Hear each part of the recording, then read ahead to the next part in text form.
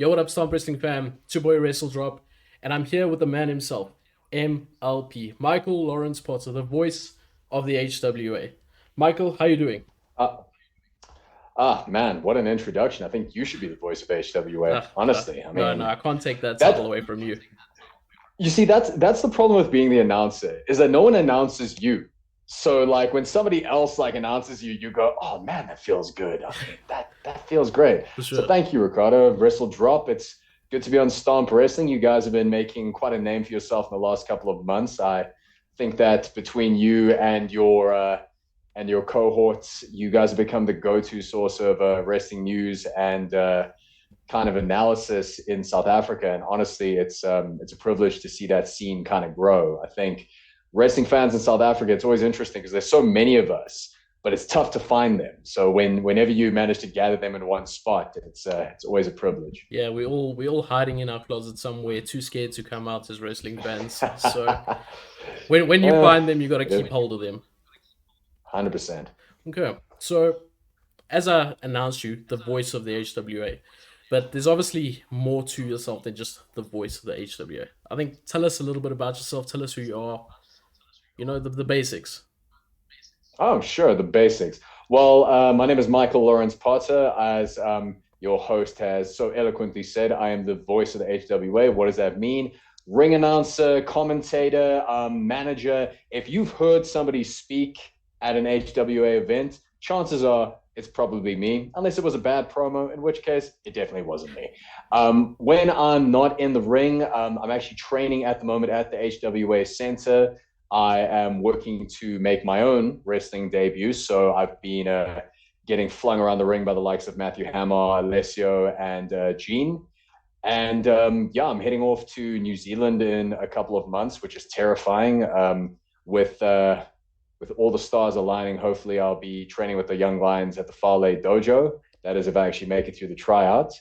And when I'm not throwing myself around a canvas ring or yelling obscenities, you can either find me as a legal consultant or as an actor.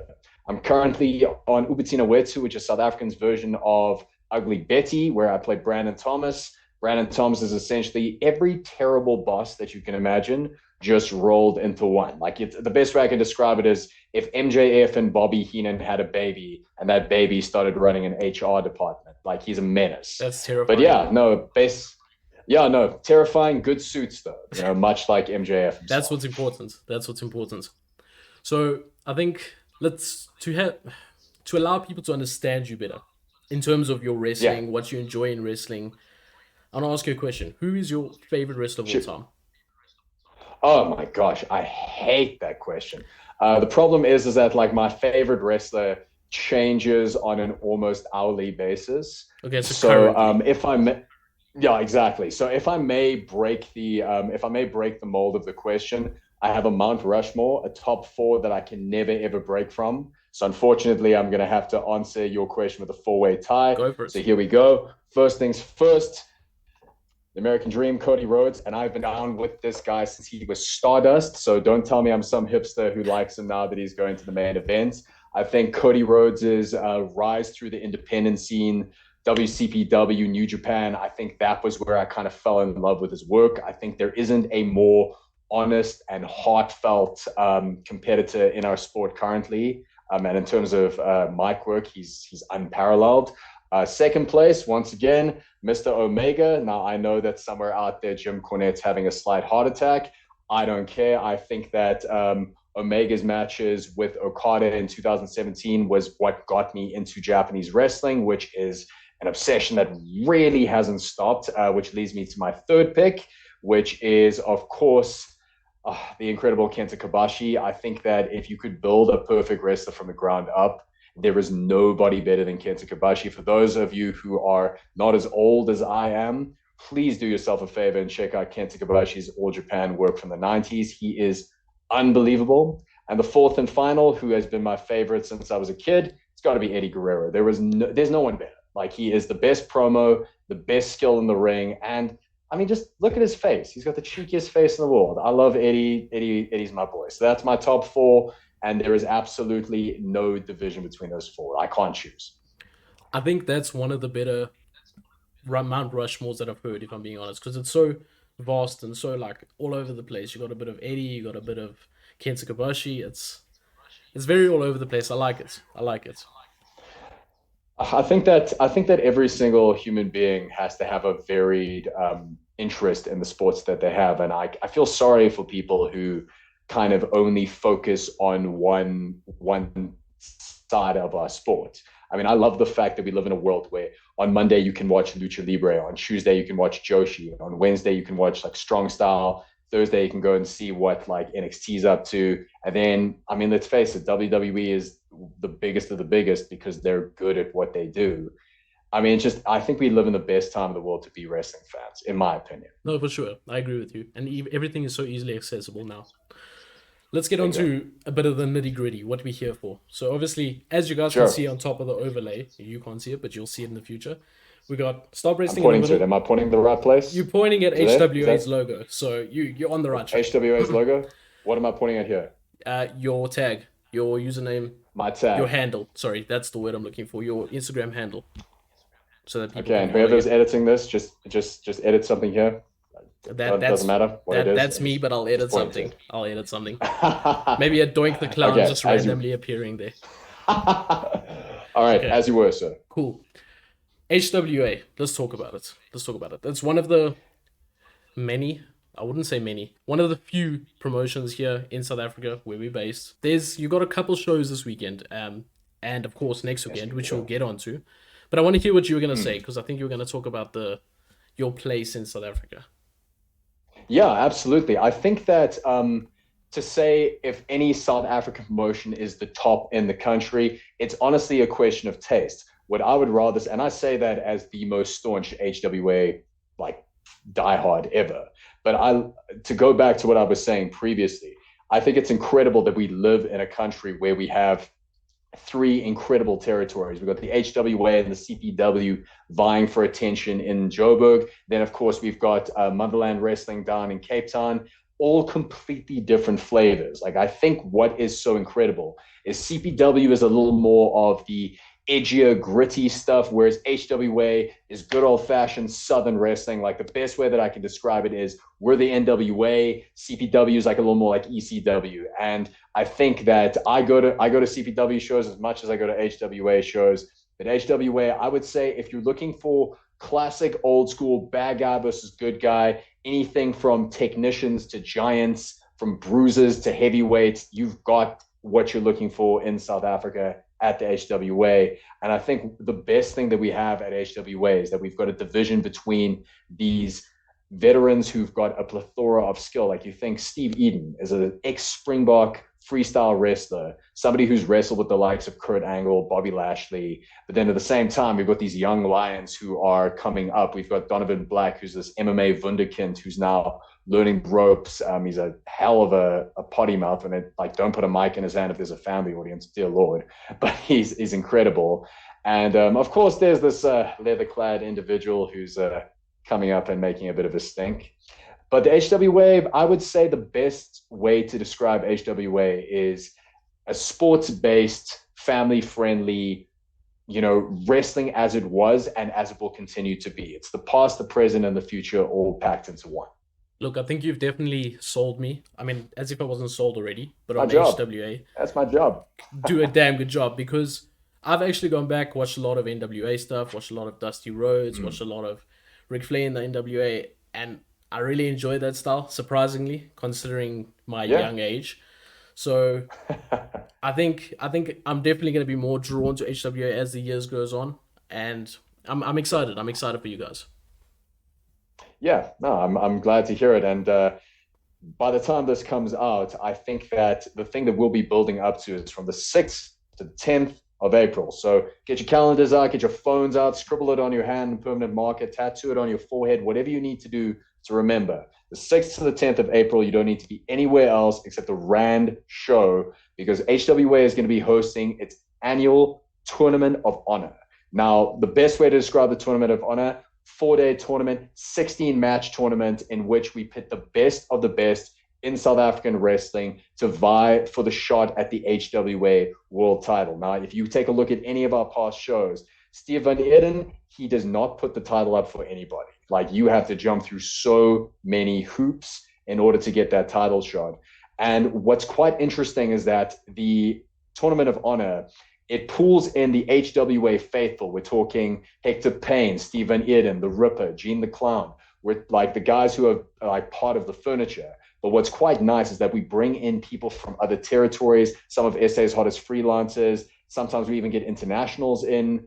And it's one of the few places where you can see it, the best way I can describe it is that it's a mini G1. It's a mini what's it, Battle for Los Angeles, right on your doorstep in Johannesburg.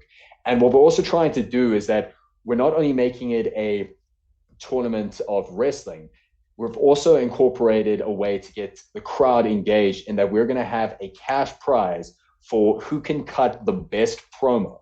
Now, for those of you who are, you practice promos behind the wheel of your car, or maybe in the shower, you get a really good line to tell your boss or like an ex-lover that maybe you didn't care for too much. This is your opportunity to shine. And if you want to know how well it goes for those who win the promo competition, I won last year's one. Although it didn't really go too well for me, because the first thing I did in my promo is I called out two of HWA's most beloved wrestlers. And first day of training was pretty tough. Let's say I had to take 100 chops, which was a whole lot of fun. But let me just say that there's going to be an opportunity for promos. There's going to be an opportunity to get to know the wrestlers, because I think what is missing a lot from South African wrestling is we have some of the most talented athletes, but we don't know enough about them. And I think that Tournament of Honor is also a great time to listen to the interviews, listen to the promos of these incredible athletes, and know what they're fighting for. Because the fact of the matter is, when it comes to wrestling, MMA, any kind of sport, we're all fighting for something different. For some people, it's money. It's as simple as that. They want the new house. They want the new car. For some people, they want, that validation of being told that they are the best at what they do. And some people, like, let's face it, the likes of Hector Payne, Gene the Clown, they are just suckers for pain and punishment, whether they're dishing it out or taking it. And when you throw those combustible elements together, you throw so many different people with different motivations and different fighting styles. It gets ugly and it gets beautiful in all the right ways. That's great to hear. I'm really looking forward to it.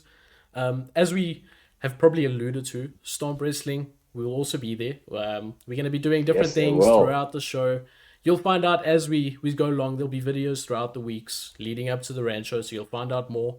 But I'm really excited to it. I'm excited to get involved in the wrestling scene, because I think that's something we really got to do more of as Stomp Wrestling.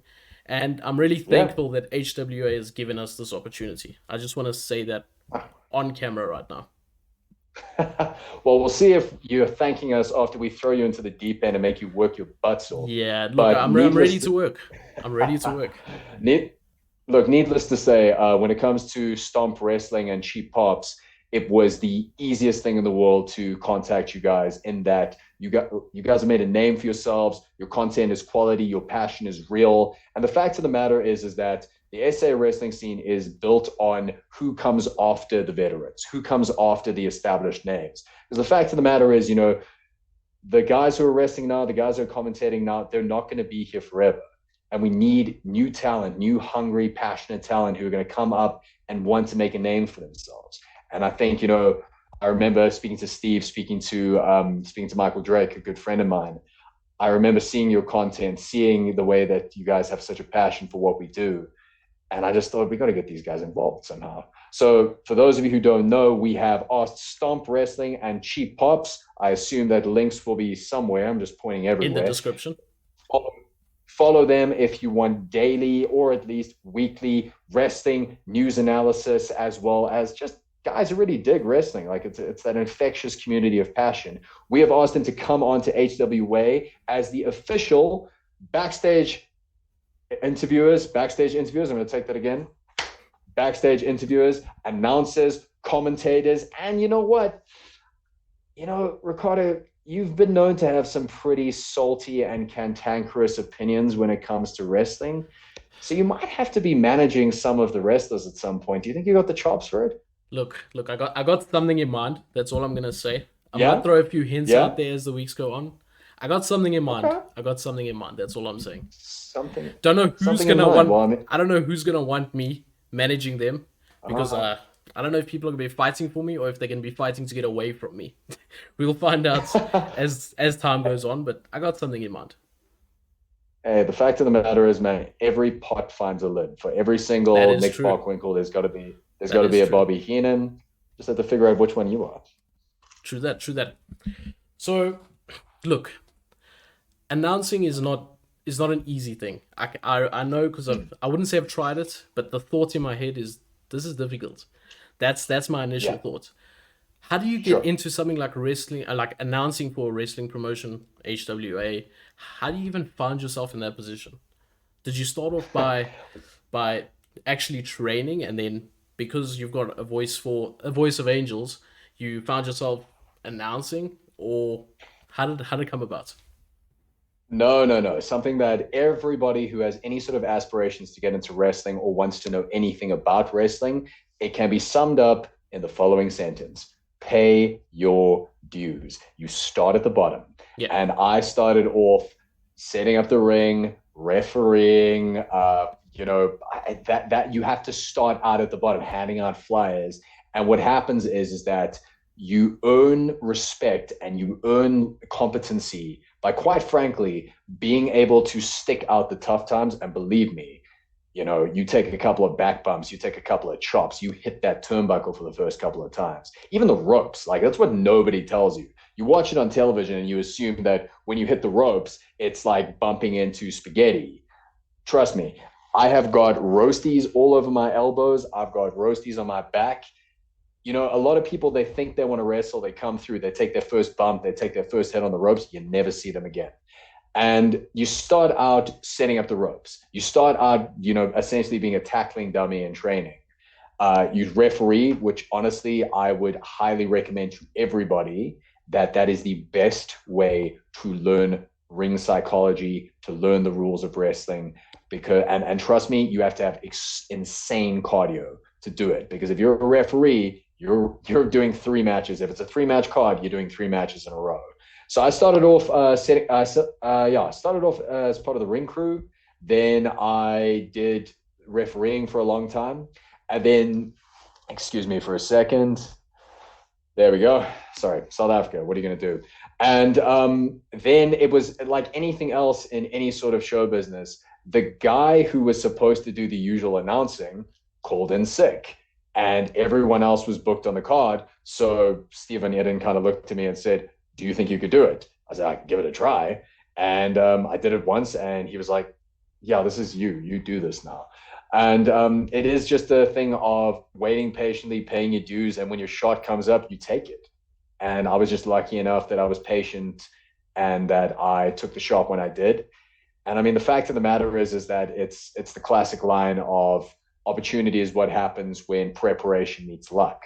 And the fact is that, I come from an acting background, I come from a podcast background, and I love wrestling.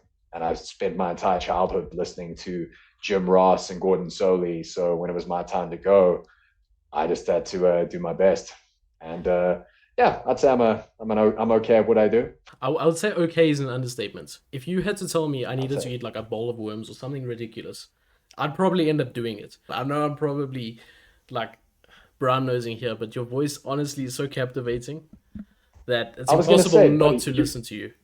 you've got the job. You don't need to keep doing this. Like I think what's going to be interesting is like once you get into the locker room, once you start hanging out with the boys, you're going to start to see that kindness is a strange commodity that is not often Yeah, shared. I can Like everyone's a imagine. jerk to each other. We're a jerk to each other, but we love each other. The best way I can describe it is like having 15 like muscled, violent older brothers. Like it's the best way I can describe it. Nothing wrong with that. Nothing wrong with that. So I think we've spoken about HWA. We've spoken about you yourself. But now I've gathered from this interview and gathered from talking offline that you're a huge old school Japan wrestling fan. That's what I've gathered, or Yes. even current day New Japan wrestling fan. Yeah. Where does that come from? I Yes. know you said from Kenny's matches with Okada, but like, where does that Yeah. come from? Other than that, surely that's not the only place.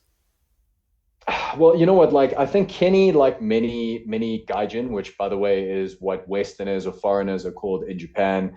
Kenny was my gateway drug. Like New Japan was just something that I had like heard of. To give you some context, I was a huge wrestling fan from about 2002, the era of Brock Lesnar, John Cena, that sort of deal. Then 2008, apart from, I would check in on CM Punk every now and again, but otherwise I completely fell out of love with wrestling. I mean, it was puberty, it was girls, like wrestling just wasn't that interesting anymore Yeah. to me. And then what brought me back was Kenny Omega versus Chris Jericho. And I think after that, like I pretty much exclusively watched New Japan just because I was absolutely enamored with Kenny Omega. And when that happens, you kind of want to know everything about him in the past, and you want to keep watching things unfold. So I started watching New Japan, and I started like really getting into the idea of the lineage, in the sense of that you watch WWE, the history quite. It's predominant. Hulk Hogan slammed Andre. Then what's it? Ric Flair was the WCW champion for this long, kind of deal.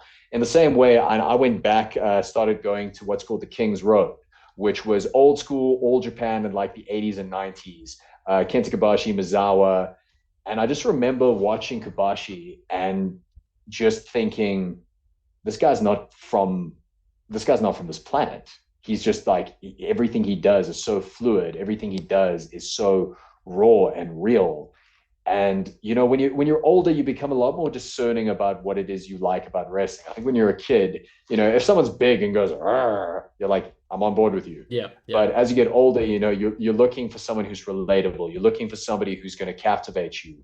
And I think once I fell into that All Japan wormhole, I've never come out. I don't want to come out. I think that there's something so honest and so raw and so real about what they do.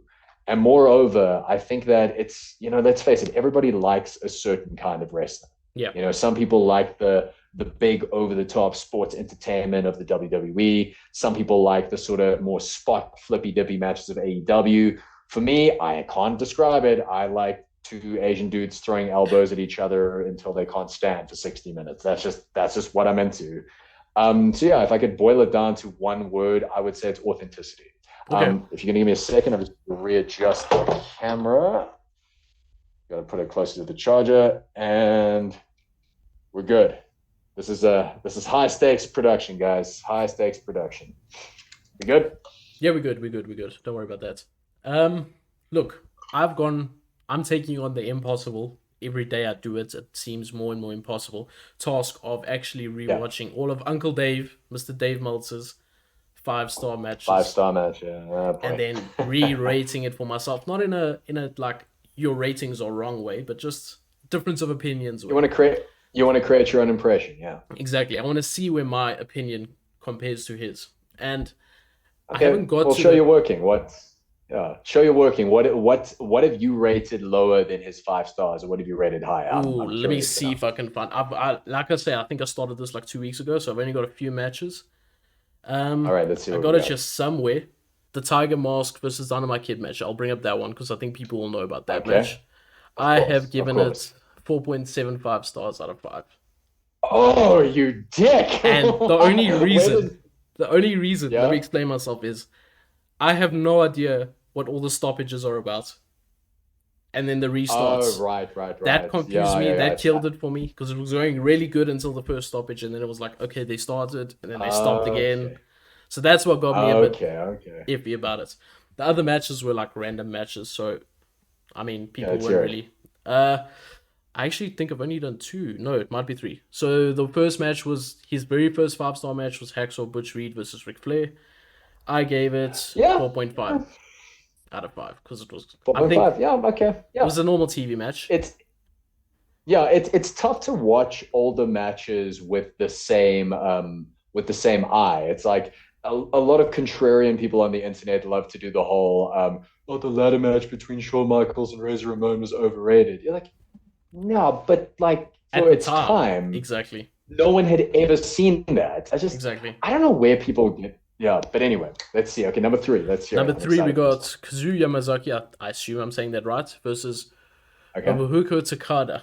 Could be saying it completely wrong. This was, I think, a UWF, I think is what it's called, which is like that Okay. shoot style wrestling where they just basically did Yes. holds for about 45 minutes. And I get Yes. I Yeah. I get the appreciation for the type of wrestling, but I gave it a 4.5 out of 5 because Okay. You know it got a what? bit You're boring. not as scathing. You're not as scathing as I thought you'd be. I thought you were going to come through with like Mizawa versus Kabashi's like 3.2. I'm like, what are you trying to get yourself Yeah, no, killed? no. What are you doing? The point I was trying to Okay. make No, though no. is I can't wait to get to those matches specifically. I think that's why I started this in Hmm. the first place because I always hear about those Kenta Kobashi versus Mizawa Yeah. matches. So the point is of this was I want to get to those matches and really see what it's Yeah. about. No, I think like with whenever I kind of say that someone should watch Kenta Kobashi versus Mizawa, I feel like back when I was like 12, I had an older cousin who used to hook me up with like, hey man, have you heard Black Sabbath? Have you heard Deftones or something? And I always feel like it's that where people will tell you over and over again how good a match is. And sometimes it doesn't live up to its hype, but in my opinion, it lives up to its hype. I mean, obviously, Yeah, once again, yeah. it depends on what you're into. I remember trying to show her because my girlfriend, I've slowly started to like corrupt her to the cult of wrestling, and she's from Tokyo, so like she respects Japanese wrestling like in a way that a lot of people wouldn't. But like for her, if you show her like a fast flying Joshi match, like something from Stardom, and she also has a massive crush on Angel Garza. So any high flying, beautiful Latina guy, she's crazy about. But I think when I tried to sit her down to watch, I don't think it was Kabashi versus Mizawa. I think it was the tag match. It was Taue, what's it, Kawada, and then Mizawa and Kabashi, that tag match. She'll watch spots of it, but as soon as she sees that hour long runtime, she's like, yeah, no, thank Yeah. you. Like it's not for It's everyone, daunting. It's daunting. it's not for I everybody, man. agree. Like I agree. and the beautiful thing about wrestling, especially in 2023, is that we live in an era where Kenny Omega can have a 7-star match with Okada and then face a blow up doll 5 years before, and they're both exceptional matches. Like it's like you can't argue that they're not. I think there's a It's difference of just opinion there between me and you. a That's my hundred. that's my No, one no, no, no, issue with sure. Kenny. His match against the 9-year-old girl and the uh, blow up doll. I think the blow up doll was Kota Ibushi though. Or was it also Kenny? no, no, no. Kenny Kenny. also wrestled. Oh my gosh. What's DDT her is a name again? crazy place. Yoshiko. Yeah, Yoshiko's her name. Uh, Yeah, no, I was laughing at you. I was like, oh, hello, Jim Cornette. I see you. yeah, But that's the that's the problem. The cult of Jim Cornette neither is of us. sitting right here. Hey, hey, man, neither of us are wrong. That's a beautiful thing. I love Mr. J. I love Mr. JC as Yeah, well. it's definitely my guilty pleasure, Jim Cornette. Yeah. What man? What's a Hawaiian Brian, the podcasting lion? I think that he doesn't get enough credit. I think so. If you somehow hear this, Brian Last, I love you, man. Yeah, I think you're one of Yeah. the funniest individuals on the My planet. one issue with him right now is his hatred for Seth Rollins right now. So he starts talking about Seth Rollins. I'm like, nope, skip this. Fast forward. Yeah, but you know what? I think that there's something really, I don't know, like there's something really funny about certain wrestlers, especially wrestlers, because like wrestlers are people who work in the ring, they know psychology, they know what they're doing. So it's so funny if you sit back in the locker room, there are people who just do not like other wrestlers. It's so funny. Like I won't name Yeah. names, but there is a HWA veteran who hates Roman Reigns. Like we watched Clash at the Castle at one of our tours. And I just remember the entire time just running commentary, like he's so lazy. Look how badly that clothesline was, and I was like, "What are you talking about? Like he's Yeah. amazing." It's just Difference of when the opinion, agenda man. flows, it stays. That's the thing. Once that Right? agenda's there, it It is doesn't what go it away. is. What can we do? Yeah. Anyways, Michael, I think that's the end of our time here. I really appreciate Sure. you coming on. I appreciate you allowing this opportunity for me to have you on and for us to be at the HWA events coming up at the Rancho, 6th to 10th of April. April, right? April. That's right. My months are mixed up. I got things going on. So I appreciate everything you guys are doing for us. And yeah, it's great to have you on. Fantastic. And just for your listeners and your viewers, just know that you have to stay tuned to Stomp Wrestling and WrestleDrop for the sole fact that throughout the next couple of days, we are going to be uploading content like crazy. You're going to be getting interviews and behind the scenes looks at the HWA to the build up to the Tournament of Honor. So stay tuned for new content. If you aren't following him for some reason, follow. What are you doing? Go follow. No. Do it. And also make sure to follow Honor Wrestling Association. You'll find us on Instagram, Facebook, wherever that the internet lives. If you want to follow me at What's Plotting, that's WHATSPOTTING. Follow me there for all updates of HWA related stuff. Or if you just want to see cool pictures of dogs, stay watching wrestling, stay loving wrestling, and we'll see you at the Rand show 6th to the 10th of April, Tournament of Honor. See you there.